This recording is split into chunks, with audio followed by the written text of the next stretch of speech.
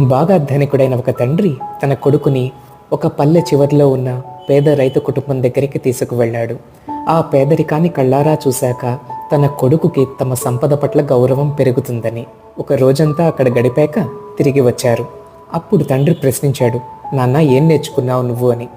దానికి ఆ కొడుకు చెప్పాడు, డాడీ, మనకి రకరకాల పనులు చేయడానికి సర్వెంట్స్ ఉన్నారు, కానీ వాళ్ళు ఎవరి పనులు వాళ్ళే హ్యాపీగా చేసేసుకుంటున్నారు. మనం సూపర్ మార్కెట్స్ నుంచి ఎన్నో రకాల ఎక్స్పెన్సివ్ వెజిటబుల్స్ అండ్ ఫ్రూట్స్ తెచ్చుకుంటున్నాం, కానీ వాళ్ళు వాళ్ళ కూరగాయలు వాళ్ళే పండించేసుకుంటున్నారు. మనం మన లాన్ నిండా ఇంపోర్టెడ్ ల్యాంప్స్ తెచ్చి పెట్టుకున్నాం, కానీ వాళ్ళకి ఆకాశం నిండా నక్షత్రాలు కనబడుతున్నాయి. మనకి ఏదైనా జబ్బు వస్తే మంచి హాస్పిటల్స్కి యాక్సెస్ ఉంది, కానీ వాళ్ళకి అసలు జబ్బే రాని లైఫ్ స్టైల్ గడుపుతున్నారు. Thank you so much dad, మనం ఎంత పేదవాళ్ళమో నాకు అర్థమయ్యేలా చూపించినందుకు.